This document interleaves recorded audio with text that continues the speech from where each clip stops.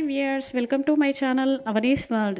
శ్రీ పరాభవ నామ సంవత్సరం, ఉత్తరాయణం, గ్రీష్మ ఋతువు, అధిక జ్యేష్ఠ మాసం, కృష్ణపక్షం, చతుర్దశి.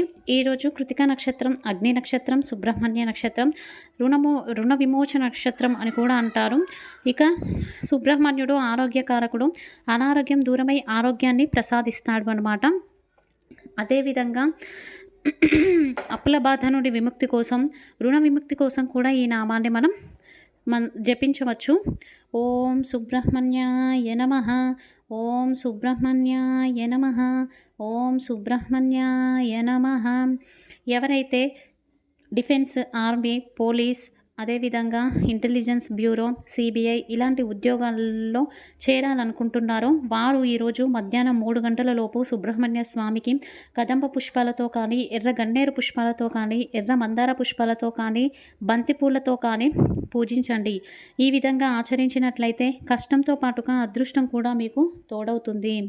ఇక ఈరోజు మంచి మాట, మంచి పనులు చేస్తే మంచి విత్తనాలు లాంటివి మంచి పనులు చేస్తే మంచి విత్తనాలు మొలకెత్తుతాయి. అదేవిధంగా మంచి విత్తనాల నుంచి వచ్చిన చెట్టు ఎప్పటికీ మంచి చేస్తుంది అని చెప్తూ ఉంటాము.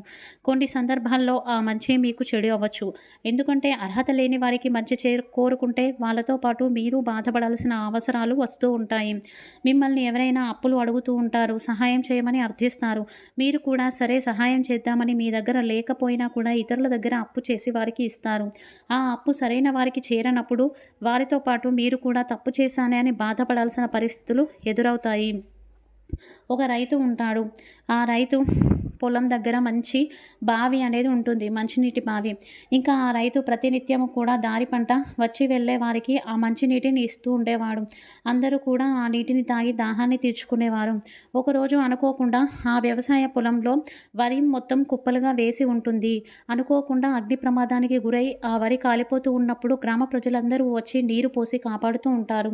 అప్పుడు ఆ రైతు వారందరినీ మీరెందుకు నాకు సహాయం చేశారు అని అడగగా, మేము ప్రతినిత్యము మీ నీరే తాగేవాళ్ళము, మీకు సహాయం చేసి మీ రుణాన్ని తీర్చుకోవాలి అని చెప్పేసి అనుకున్నాము అని చెప్పేసి చెప్తాడు. చూశారు కదండి, మంచి చేసినప్పుడు మంచే మనకి రిటర్న్ అవుతుంది అని.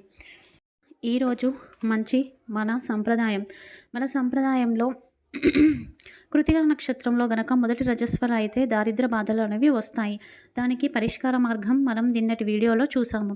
ఇక మన సంప్రదాయంలో భాగంగా ప్రతి స్త్రీ, చిన్నవారు కానీ పెద్దవారు కానీ గాజులు వేసుకుంటూ ఉంటారు. అయితే పెద్దవారు వేసుకున్నప్పుడు అది సుమంగళి సౌభాగ్యతత్వం కోసం వేసుకుంటారు. జనరల్గా ఆడవాళ్ళు మట్టి గాజులు వేసుకునేది అలంకారం కోసం. కానీ మన సనాతన ధర్మంలో పెళ్ళైన స్త్రీలు సుమంగళితత్వం కోసం, సౌభాగ్యం కోసం వేసుకుంటారు.